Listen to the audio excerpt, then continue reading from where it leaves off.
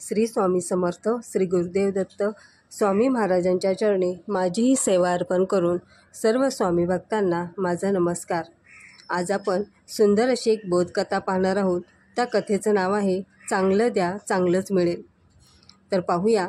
एकदा श्रीकृष्ण व अर्जुन एका जंगलातून जात असताना अचानक अर्जुन श्रीकृष्णाला बोलतो, मला कर्णापेक्षा मोठे आणि दानशूर व्हायचं आहे.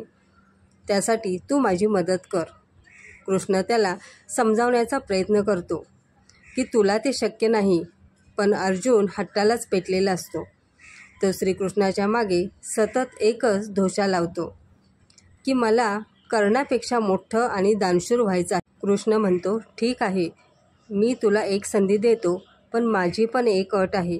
मी तुला जी संधी देईन तीच संधी कर्णाला सुद्धा देईन, आणि या परीक्षेत तू कर्णापेक्षा मोठा दानशूर असल्याचे सिद्ध करून दाखवायचे.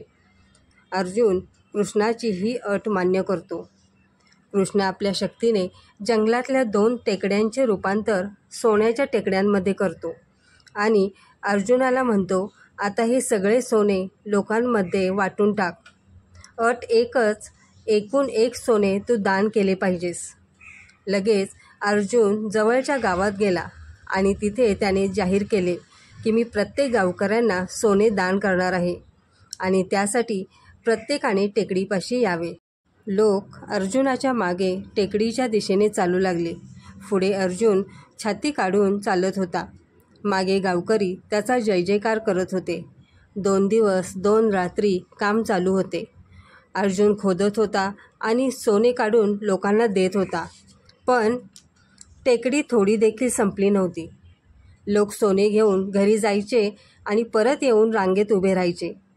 आता अर्जुन अगदी दमून गेला होता, पण त्याचा अहंकार त्याला माघार घेऊ देत नव्हता. शेवटी त्याने कृष्णाला सांगितले की बस, आता यापुढे मी काम करू शकत नाही. मग कृष्णाने कर्णाला बोलावले आणि सांगितले, या 2 टेकड्या आहेत, त्या तू लोकांना दान करून टाकायच्या. लगेच कर्णाने पंचक्रोशीतील गावकऱ्यांना बोलावले आणि सांगितले, या 2 सोन्याच्या टेकड्या तुमच्या आहेत. ज्याला जेवढे शक्य आहे त्याने तेवढे सोने निसंकोच घेऊन जा. एवढे सांगून कर्ण तिथून निघून गेला. लोक सोने वाहून नेऊ लागले. अर्जुन चकित होऊन पाहत बसला. हा विचार आपल्या मनात का आला नाही, या प्रश्नाने तो अस्वस्थ झाला. कृष्ण मिश्किलपणे हसला आणि म्हणाला, अनावधानाने का होईना तू सोन्याकडे आकर्षित झालास. तू गर्वाने प्रत्येक गावकऱ्याला सोने वाटू लागलास. जणू काही आपण उपकारच करत आहोत अशा थाटात तू दान करत होतास. कर्णाच्या मनात असले काहीही नव्हते. त्याने दान केले आणि तो निघून गेला. आपले कोणी कौतुक करतंय, गुणगान गातंय हे पाहण्यासाठी देखील तो थांबला नाही. व्यक्ती प्रकाशाच्या मार्गावर चालत असल्याचे हे लक्षण आहे. देणगीच्या बदल्यात लोकांनी आपले कौतुक करावे अशी अपेक्षा ठेवणे म्हणजे ते काही निरपेक्ष दान नसते.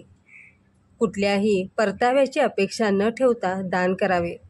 म्हणून निसर्गाचा एक नियम आहे, जे तुम्ही देणार ते तुम्हाला नक्की परत भेटणार. कोणत्या रूपात परमेश्वर देईल हे सांगता येत नाही. त्यामुळे चांगले द्या, पदरी चांगलंच मिळेल. सुंदर अशी बोधकथा नक्कीच तुम्हाला आवडली असेल. पुन्हा भेटूया. श्री स्वामी समर्थ, श्री गुरुदेव दत्त.